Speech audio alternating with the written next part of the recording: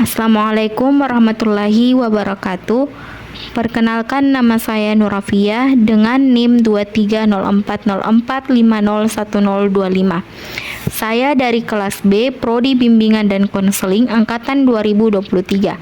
Adapun tujuan saya membuat video ini yaitu untuk memenuhi ujian akhir semester saya pada mata kuliah Sosioantropologi yang diampuh oleh Ibu Dr. Bastiana MSI. Di sini saya akan menjelaskan fenomena sosiologi terkait peristiwa-peristiwa yang terjadi di sekolah dengan menerangkan konsep sosialisasi dan penyesuaian diri, pranata dan stratifikasi sosial, mobilitas sosial, dan perubahan sosial. Fenomena sosiologi di sekolah seringkali terkait dengan interaksi sosial antar individu dalam lingkungan pendidikan. Salah satu konsep utama dalam konteks ini adalah sosialisasi, yang mencangkup proses di mana individu belajar dan menginternalisasi norma, nilai, dan perilaku sosial dari lingkungan mereka. Di sekolah, siswa tidak hanya belajar pengetahuan akademis, tetapi juga belajar tentang norma sosial, seperti cara berinteraksi dengan teman sebaya, guru, dan figur otoritas lainnya. Sosialisasi di sekolah juga melibatkan penyesuaian diri, di mana siswa belajar untuk beradaptasi dengan tuntutan lingkungan sekolah, baik itu dalam hal tata krama, tata tertib, atau budaya akademis. Misalnya, seorang siswa yang baru pindah sekolah mungkin perlu menyesuaikan diri dengan budaya sekolah yang berbeda, seperti aturan-aturan yang berlaku di sekolah tersebut. Konteks pendidikan juga memainkan peran penting dalam pembentukan identitas sosial dan individu. Di sekolah, individu tidak hanya belajar keterampilan akademis, tetapi juga belajar tentang peran sosial mereka dalam masyarakat, seperti peran sebagai siswa, teman sebaya, atau anggota komunitas sekolah. Proses sosialisasi dan penyesuaian diri di sekolah membentuk fondasi bagi perkembangan sosial dan pribadi siswa, yang kemudian dapat mempengaruhi bagaimana mereka berinteraksi dan beradaptasi dalam masyarakat luas. Sosialisasi juga merupakan proses pembelajaran sosial yang terjadi sepanjang hidup seseorang, di mana individu belajar norma, nilai, dan perilaku sosial dari lingkungan mereka. Di sekolah, proses sosialisasi berlangsung dalam berbagai konteks. Pertama, siswa belajar tentang norma akademis seperti bagaimana mengikuti jadwal pelajaran, menyelesaikan tugas dengan tepat, dan berpartisipasi dalam diskusi kelas. Kedua, mereka belajar norma sosial, seperti cara berinteraksi dengan teman sebaya, guru, dan staf sekolah lainnya. Ketiga, mereka juga memperoleh pemahaman tentang nilai-nilai sosial seperti kerjasama, tanggung jawab, dan toleransi. Proses sosialisasi ini penting karena membantu membentuk identitas sosial siswa dan mempersiapkan mereka untuk peran dalam masyarakat lebih luas. Misalnya, melalui interaksi dengan beragam individu di sekolah, siswa belajar mengenai pluralitas budaya dan mengembangkan toleransi terhadap perbedaan. Penyesuaian diri di sekolah merujuk pada kemampuan siswa untuk beradaptasi dengan tuntutan lingkungan sekolah. Ini melibatkan berbagai aspek, mulai dari mengikuti aturan sekolah dan tata tertib kelas, hingga menyesuaikan diri dengan budaya sekolah yang ada. Misalnya, seorang siswa mungkin perlu belajar bagaimana berpartisipasi dalam kegiatan ekstrakurikuler yang baru atau memahami dinamika sosial di antara teman sekelasnya. Konteks pendidikan sangat penting dalam proses sosialisasi dan penyesuaian diri ini. Sekolah bukan hanya tempat untuk mengembangkan keterampilan akademis, tetapi juga tempat di mana individu memperoleh keterampilan sosial dan emosional yang penting untuk kesuksesan dalam kehidupan. Lingkungan sekolah menciptakan struktur yang terorganisir untuk pembelajaran sosial yang membentuk perilaku dan identitas sosial siswa. Selain itu, sekolah juga merupakan tempat di mana nilai-nilai sosial seperti kerjasama, kesetiaan, dan keadilan ditegakkan dan dipraktikkan dalam konteks kehidupan sehari-hari.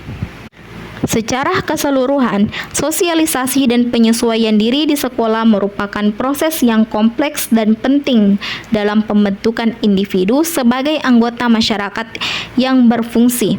Melalui interaksi dengan orang lain dan lingkungan sekolah, siswa tidak hanya belajar keterampilan akademis tetapi juga mengembangkan identitas sosial mereka dan mempersiapkan diri untuk peran mereka dan masyarakat lebih luas.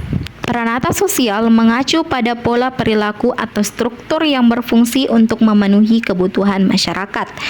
Di sekolah, peranata sosial mungkin mencakup norma-norma dan aturan yang mengatur interaksi antar siswa, guru, dan staf sekolah. Misalnya, peranata tersebut dapat mencakup aturan tentang kehadiran, disiplin, atau cara berkomunikasi di antara anggota komunitas sekolah. Adapun stratifikasi sosial merujuk pada pembagian masyarakat ke dalam lapisan-lapisan atau tingkatan yang berbeda berdasarkan faktor-faktor seperti status sosial, kekayaan, atau kekuasaan. Di sekolah, stratifikasi sosial dapat diamati dengan berbagai cara. Misalnya, ada perbedaan dalam status sosial di antara siswa berdasarkan faktor-faktor seperti kekayaan, kecerdasan, atau kepopuleran. Selain itu, stratifikasi juga dapat terjadi di antara guru dan staf sekolah, di mana ada perbedaan dalam hierarki atau kekuasaan.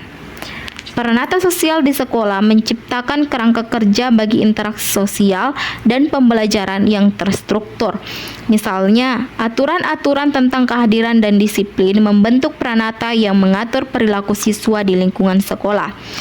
Stratifikasi sosial di sekolah dapat mempengaruhi pengalaman dan peluang pendidikan siswa. Siswa dengan status sosial yang lebih tinggi mungkin memiliki akses ke sumber daya dan kesempatan pendidikan yang lebih baik dibandingkan dengan siswa dari lapisan sosial yang lebih rendah.